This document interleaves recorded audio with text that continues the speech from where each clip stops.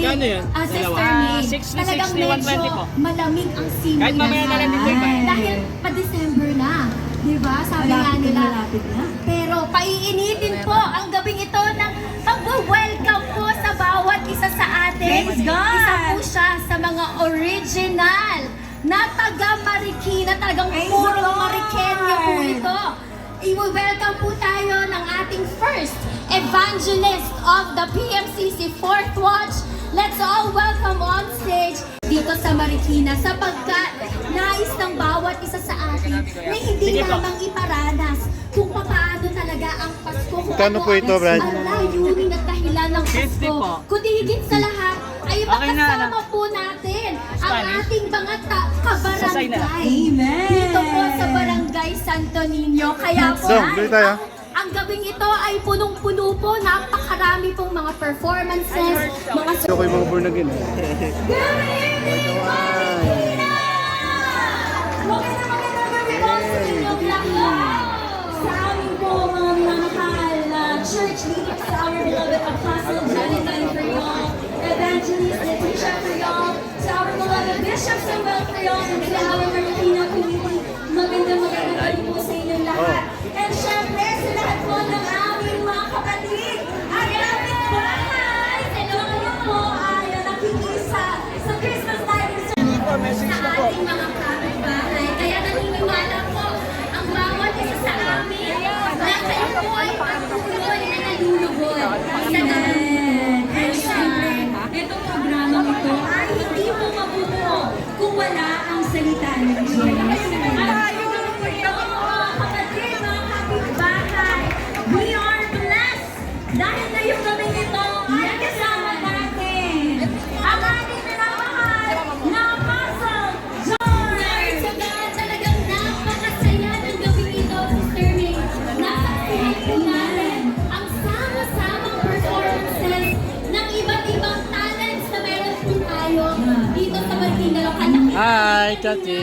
Ang ibang selected minister, ating mga kampiyan. This pastor nakaraan ah. Hi, Pastor. Merry Christmas po. Naka-live tayo ha. Joke lang. It's a prank. Talaga natin ito ginagawa. Ay,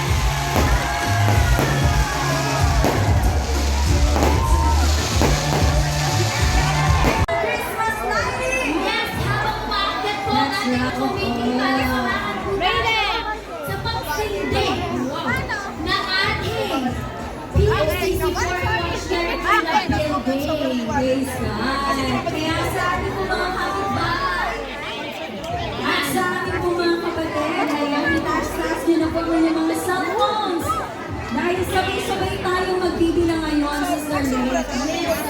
Sasabayan po ninyo ang bawat isa sa amin. Ang lahat po ng natirito.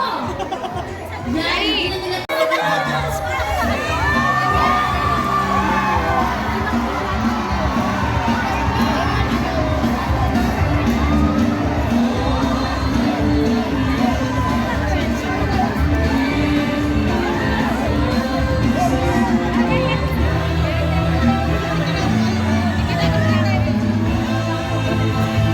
Dong. Okay,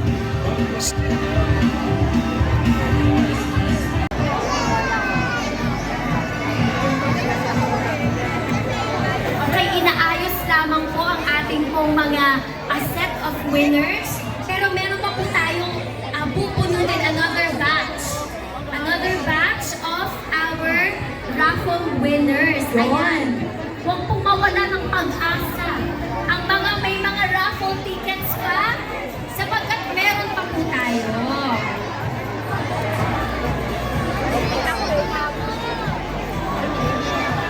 Salamat, higit sa lahat sa ating Panginoong Hesus Kristo. Sa pamamagitan niya, tinanggap natin ang kaligtasan. Magandang gabi sa ating lahat. God bless us all. Praise the Lord! Malapot